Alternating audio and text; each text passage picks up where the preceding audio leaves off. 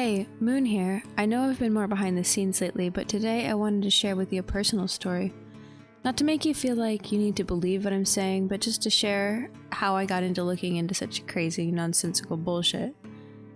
The story goes into questioning religion and alternative ideas, so if you think that that kind of information is harmful to your psyche or your religious views, then stop watching now. I'm just telling my experience. As a child, I was always asking questions. My mother was a Jehovah's Witness, and the family she married into were Methodists. My mother's mother was a strict Pentecostal, and while she's deeply kind and caring, she could be overzealous at times.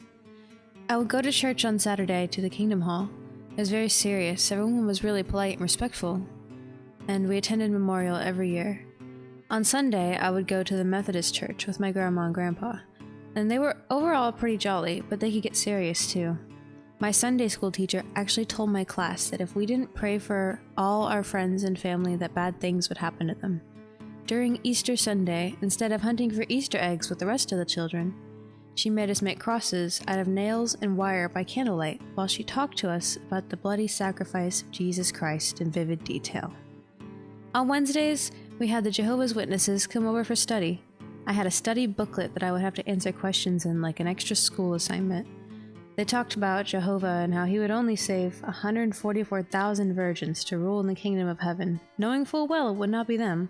Mothers and fathers were teaching me this information, so they embraced the judgment day, I guess, and they showed many images to me and my siblings of fire raining from an orange sky, people floating away from their loved ones, dead people on the ground, babies crying, animals thrashing, truly horrific images. And when I would visit my grandmother out of state, she took me to Pentecostal church. Here they would scream and cry and moan for God, the pastor yelling at the top of his lungs and the choir singing so loud, children being forced to take in this Holy Spirit by their parents who spoke in tongues with sweat rolling down their faces. It was truly traumatizing to my cousins and I, and we were shamed if we didn't play along. I always felt less than excited if I had to be in any situation where someone was on stage focusing energy and people were crying and screaming, and until I started going to concerts, which are basically the same thing as a regular Sunday at any megachurch in 2019, just different people on the stages. All those religious experiences, and I still couldn't understand God or the motives of God. I started to hate God because all the terrible things that I read about in the various Bibles I was forced to study. Jesus was a necromancer, bringing people back from the dead, and Jehovah killed everyone on earth, well, most of the people on earth, because they just weren't worth saving. And to be qualified for that, you had to be perfect and not sin. Even Canaan, the son of Noah, was cursed for the sin of seeing his father naked by mistake and then laughing about it and telling his brothers, demonstrating that even the most minor of sins are detrimental and cannot be avoided. And even though the world was destroyed, sin still lived. It was unavoidable. Even an accident can be a sin, and we inherit our parents' sin. God hates those who sin. Yeah? So he hates basically everyone. Yet we have Moses, who had a serpentine staff that allowed him to part the seas and turn water to blood. King Solomon had a magic ring that allowed him to control demons, which I didn't understand at that young age. The Bible said, "Thou shalt not kill." Yet people in the Bible kill all the time. Animals are sacrificed. People were slain in the name of God. It made no sense. Demons and angels were another question entirely. If they were demons and angels and they were immortal, where are they today? My mother told me that aliens were demons, and my grandmother told me that demons came from bad things like Harry Potter, anime, and tight blue jeans. She said that the demons still walk the earth, and she would tell me bedtime stories about the Antichrist and Revelations, sowing fear into my young, impressionable mind. All with the best intentions. I'm sure she felt a lot like me right now, trying to tell people these things that just sound completely insane. Kind of funny how the tables have turned. The difference is here, you're not young children, and you can decide for yourself what you believe, and I'm not saying these things to invoke fear. I was afraid myself, for my soul, for my salvation, I would have nightmares about revelations and would often lie awake at night praying for everyone I knew for forgiveness for sinning on accident or on purpose. I was completely controlled by 3 different belief systems, and even more confused when I learned there were more religions. Eventually, I started going to school where I learned about space and the planets. So the world was no longer a 3-layer cake of heaven, earth, and hell that I had been told about. Imagine my relief when my 7th grade science teacher told us that God wasn't real. This world was a ball full of molten magma, and the gravity held the water to this ball. Got it. Also, there were other spheres that floated around in space that were made up of rock, fire, gas, and water in our solar system. Then the Bible became mythology to me and my classmates, right alongside Homer and Plato. In science and history class, we were taught the true history of humanity. Videos and animations of dinosaurs roaming the earth, and then a comet from outer space coming and destroying them all. Then randomly life begins again, and this time monkeys are the smartest animal on the planet, and only some of them randomly become smarter. Some think they began eating magic mushrooms. And then bam, these monkeys stopped climbing trees and started walking on 2 legs, and their descendants did the same thing, and they just bred their own separate colony of smarter monkeys until eventually they built homes and made tools. Their bodies shed the unnecessary hair, their faces and bodies changed completely, and they began speaking in Sumerian. Then the idea that aliens intervened in our creation was presented to me through the Earth Chronicles and the show Ancient Aliens. The concept really interested me as I'd always deeply feared these aliens, and this explanation made the aliens and our creation seem to be related, making both subjects somehow less scary. I'm just a slightly smarter monkey. No god with a long white beard was watching my every move, despite that ever-present feeling of being watched. But wait, the world was still going to end in an Armageddon situation. Yes, just like it did for the dinosaurs and creatures of the Ice Age. The icebergs melt, the sun's gonna get way too hot before eventually going cold unless we nuke each other to death or all die in a race war. That is, if our planet, which floats precariously in an empty, deadly vacuum called space, doesn't get destroyed by a rogue ice chunk. Immediately, fear sets in again. That's what it's designed to do, just like a religion. This time, though, I was able to get rid of that fear by trying my best to learn the topics and understand them. After all, there was no sin factor making me insignificant. Everyone is insignificant in the eyes of science. So I watched all the space and history programs, every single one of them as I could, and I was still left with no real answer. I read Carl Sagan's Contact and Pale Blue Dot and found them devastating, and I just went with it. Yes, we are all so small and insignificant, and only the greatest of men can grasp the complexity of what we call life, even though we all have one. And we must trust them for the sake of our future. While reading Sitchin's Earth Chronicles, I finally felt like I was getting some answers on things like European megaliths and pyramids and the UFO sightings like Roswell and Betty and Barney Hill. I started reading books like Ender's Game and started watching Star Wars. I bought books on aliens and decorated my room with posters and planets. It was a done deal. I was a part of the Church of Science. Now, my grandpa was more of a father to me than his son was. He had addiction problems that made him unfit for parenting, and he was in and out of jail and rehab. So my grandfather would do his darndest to instill good Christian ideals in me. I rebelled often. I liked boys and anime and rock music, and besides, God did some evil shit, and I'd read about these so-called holy wars. Mix that together with my regular dose of how the universe works and history's mysteries. I wasn't buying the Christian narrative.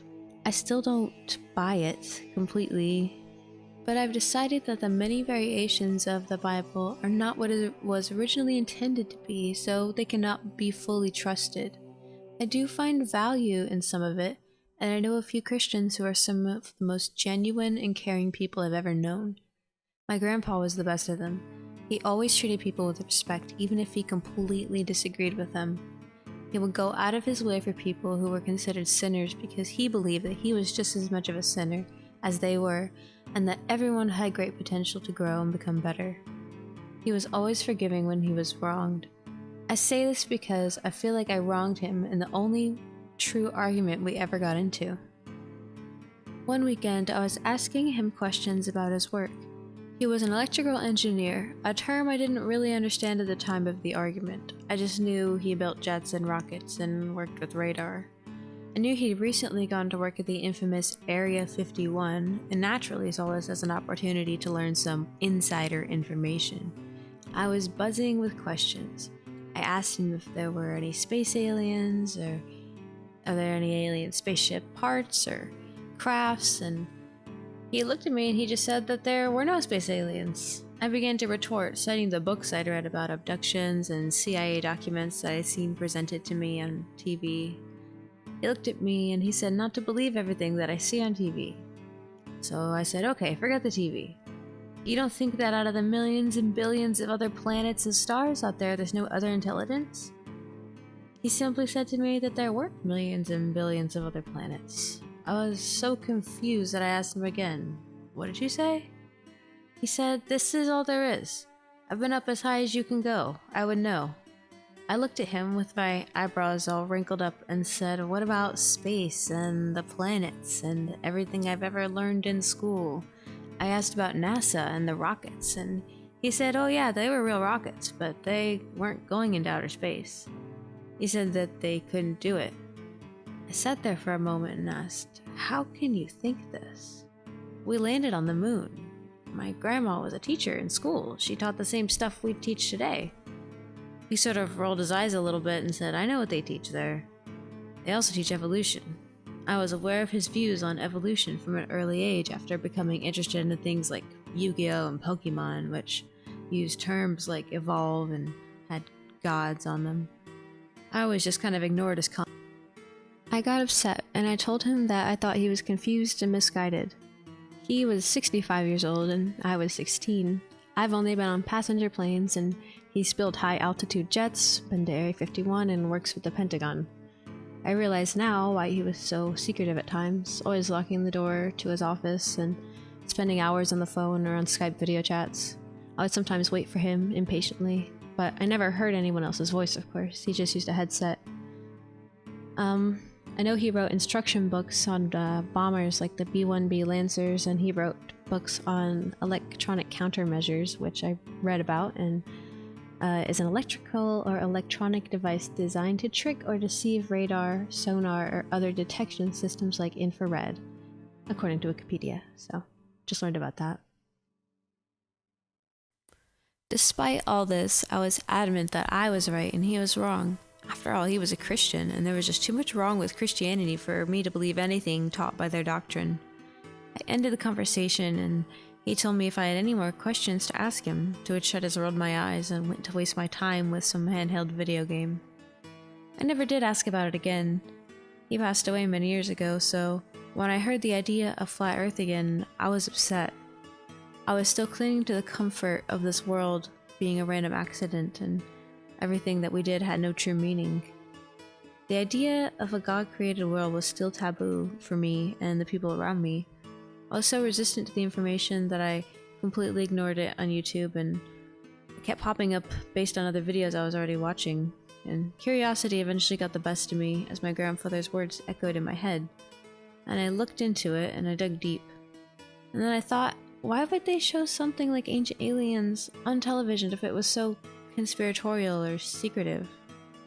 After reading books like A Brave New World, 1984, The Time Machine, and looking into different leaders in science, realizing they were occultists, it became obvious that the media, science, religion, politics, and academia are all just different cults, and they're all fighting over the most important commodity: us, our minds, maybe even our souls. Knowledge is power, so whoever controls the knowledge controls the power. Divide and conquer is their grand strategy, and that's why there's so many subcults or subcultures. It's as if we humans are afraid to be without some kind of belief structure or something to give our devotion to. It's like we don't want to be in charge of our own minds, and without some kind of construct we won't be able to tell the difference between good or evil. If this is the case, then why is it that the leaders of our most trusted or good institutions Churches, Christian, Catholic, Jehovah's Witnesses, Jewish, all have been accused of harming people and innocent children and doing the most evil acts of all. The same goes for many people in your favorite Hollywood films. The politicians, the bigwigs, the billionaires, the lobbyists, they've all been accused of dreadful crimes against humanity's most innocent souls. Yet we still bow to them, buy their books, vote for them, post their images on our walls, watch their nasty music videos, and preach their cosmology in our schools. If you can't see that the whole shebang is just messed up, then you're sick and you're in denial, and this denial is continuing this cycle of pain and despair by not acknowledging these points. We talk about how we need to protect people by banning hashtags, and that's just the least of our problems. I think that the reason a lot of people don't want to look into conspiracies is because they're afraid of what they're going to find, and it's just so much easier to accuse people of being crazy and try to silence them by shaming them. When in reality, I'm just like a lot of you. I grew up in the public school system, went to church, watched the same shows on television. I had questions that I never felt were answered. Simple questions like, where do we come from and why are we here? And doesn't it seem weird that this is like some big topic of controversy? Such a touchy topic that people can't even talk about to their family members without it becoming some kind of ongoing joke in the family. Doesn't seem opposite of this whole support anyone and everyone who's different or oppressed movement. So I guess that doesn't include anybody who believes in any alternative cosmology. They actually deserve to be oppressed for their wild and insane beliefs. It's taboo to even talk about an alternative cosmology in an unbiased light, yet stories like this welcome you on your morning talk show. A 50-something-year-old man is allowed to leave his 7 children and his wife and pretend that he is a 6-year-old girl, get adopted, and live with a whole nother family. And we're expected to accept this delusion. People can live their lives pretending that they're a dog or a sex slave or even a baby. We have music videos that glorify pedophilia and that are killing, and they're aired on television. But God forbid you bring up alternative cosmologies. It's not about censoring us to keep our minds safe. If that were the case, we wouldn't be shown such brutality and disgusting images. It's right in front of our eyes every day. Our eyes and the eyes of our children, and we just let it be because that's just how the world is now. Well, I just think you should second guess it. I think you should take a look at everything, and even if it breaks your world, but take a look at your world. Flat Earth, round Earth, hollow Earth, torus Earth, I don't know. I know that the source of where we get our information is not to be trusted, and the reasons are right before our eyes if we choose to look at it. That's all one needs to do. There's not that much to understand. Every day we boast about being at the pinnacle of humanity, but who is we? Because according to statistics, we're killing ourselves off and dying from disease at an alarming rate. They always talk about how much better off we are today, yet isolated tribes rarely, if ever, see illnesses like cancer, obesity, or addiction. And addiction doesn't just mean drugs either. Many of us are addicted to food, television, social media, sex, pornography, video games, plastic toys. We literally give our soul to these things, all of our money that we work so hard for. And I'm not saying that there's anything inherently wrong with these things. I've spent many hours in virtual worlds, but less so lately, and it's because I can no longer ignore what's wrong with the whole of this world anymore. You can say that I'm being negative or looking at it from the wrong perspective, and if I'm just saying that whoever's in charge of the flow with mainstream information is manipulating the consciousness of the human mind, allowing us to become blind and insensitive to atrocities. If we bury ourselves in a 15-book series about death and destruction, we won't notice all the deaths and destruction around us. Makes sense? There are so many people here on YouTube trying to bring these disturbing facts to light. Doesn't that say something? Why would we dedicate our lives, potentially ruin our reputations, just to speak out about some nonsense? I love how everyone refers to Copernicus and how he was so brave for going against what was said by the church, but when the partogram shifts again, they scoff and do exactly what the Christians of old did. those who focus on the pure aspect of us even bringing up the topic of flat Earth are truly missing the information. The purpose of this information is to make you question the world around you once again like you did when you were a child and life was still mysterious. Because it never stopped being mysterious. The only thing is there's a dark side to that mystery, so we shun it and push it away out of our minds. Well, I'm done, because in the process of ignoring this, we've ignored all the pain and suffering of others. None of us are free until we're all free. Let go of everything you think to be true. Relax the mind and ask the question, do I truly understand what this reality is?